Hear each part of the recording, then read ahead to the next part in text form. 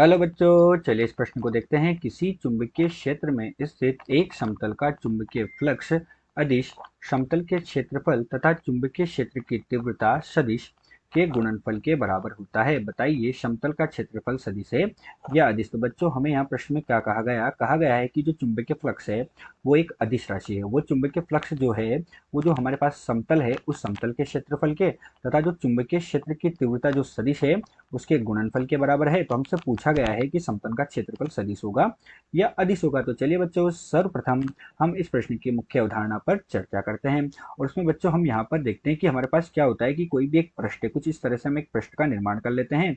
हमारे पास एक पृष्ठ हो गया। इस पृष्ठ को बच्चों जब हम चुंबकीय क्षेत्र में अर्थात चुंबकीय क्षेत्र की तीव्रता बी है तो इसको हमने क्या किया, चुंबकीय क्षेत्र बी में रख दिया है। तो ये हमारे पास हो गया चुंबकीय क्षेत्र जो कि सदिश राशि है। और ये हमारे पास क्या हो गया बच्चों, एक पृष्ठ हो गया। तो ये पृष्ठ है, इसको हमने इसमें रख दिया। तो बच्चों हम क्या कहते हैं कि हमारे पास क्या दिया गया है कि जो चुंबकीय फ्लक्स है फाई, ये हमारे पास क्या है, अदिश होता है। तो यहाँ पर बच्चों हम लिखेंगे, हम क्या लिखते हैं कि चुंबकीय क्षेत्र के अभिलंबवत हम लिख रहे हैं। यहाँ पर जो हमने चुंबकीय क्षेत्र लिया तो चुंबकीय फ्लक्स के बारे में बताते हैं बच्चों हम कि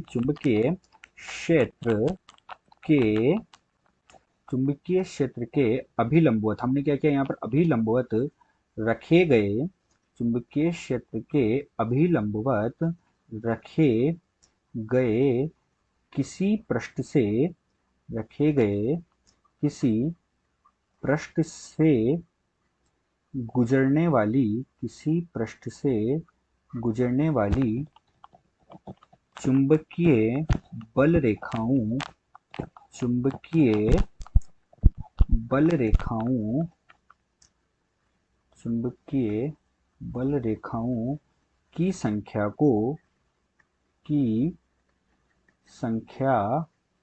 को चुंबकीय की संख्या को हम क्या कहते हैं बच्चों, चुंबकीय फ्लक्स कहते हैं। तो हमारे पास क्या हुआ कि हमने एक पृष्ठ ले लिया, इसको हमने चुंबकीय क्षेत्र में रखा, तो इसके लंबवत जो भी चुंबकीय बल रेखाएं गुजर रही है उसको ही हम क्या कहते हैं बच्चों, चुंबकीय फ्लक्स कहते हैं। और यहाँ पर हमारे पास जो क्षेत्रफल सदिश होता है वो क्या हो जाता है, इसके लंबवत हो जाता है, अर्थात क्षेत्रफल हमारे पास इसके क्या होता है, लंबवत होता है। यही हमारे पास इस प्रश्न के मुख्य उदाहरण है। तो चलिए बच्चों अब हम प्रश्न को हल करते हैं। प्रश्न के हल में हमसे क्या कहा गया कि जो हमारे पास फाई है ये अदिश राशि है। तो फाई बच्चों हमारे पास अदिश है, हमने कहा कि फाई हमारे पास अदिश है और ये किससे प्राप्त हो रही है, क्षेत्रफल तथा किससे प्राप्त हो रही है बच्चों, क्षेत्रफल तथा जो चुंबकीय क्षेत्र की तीव्रता है उसकी जो सदिश है उसके गुणनफल से प्राप्त हो रही है। तो हम क्या कहते हैं, हम कहते हैं कि दो सदिशों के, हम कह सकते हैं कि दो सदिशों के अदिश गुणनफल से, दो सदिशों के, हमने दो सदिश ले लिए, उन दो सदिशों का जब हम अदिश गुणनफल करेंगे तो दो सदिशों के अदिश गुणनफल से अदिश राशि प्राप्त होती है। दो सदिशों के अदिश गुणनफल से अदिश राशि प्राप्त होती है। तो चुंबकीय फ्लक्स बच्चों हमारे पास क्या है, अदिश है। चुंबकीय क्षेत्र की तीव्रता हमारे पास क्या है, सदिश है।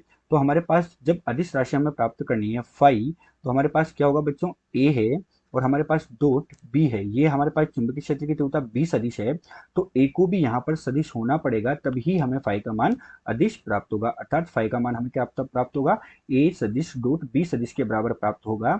जहां बी तो बच्चों हमारे पास क्या है, चुंबकीय क्षेत्र की तीव्रता हो गई या चुंबकीय क्षेत्र हम बोल सकते हैं। और ए जो है ये हमारे पास क्या हो गया, क्षेत्रफल सदिश हो गया। तो ये तो हो गया हमारे पास चुंबकीय क्षेत्र और ए हमारे पास क्या हो गया, यहाँ पर ए हमारे पास है क्षेत्रफल सदिश। तो हमारे पास जो क्षेत्रफल है वो कैसी राशि प्राप्त हुआ, क्षेत्रफल जो है हमें सदिश राशि के रूप में प्राप्त हुआ। जैसा हमने लिखा कि ए जो है क्षेत्रफल सदिश है। अतः दिया गया जो प्रश्न है, इस दिए गए प्रश्न में समतल का क्षेत्रफल जो है वो एक सदिश राशि होगा। आशा करते हैं आपको प्रश्न समझ आया होगा। धन्यवाद।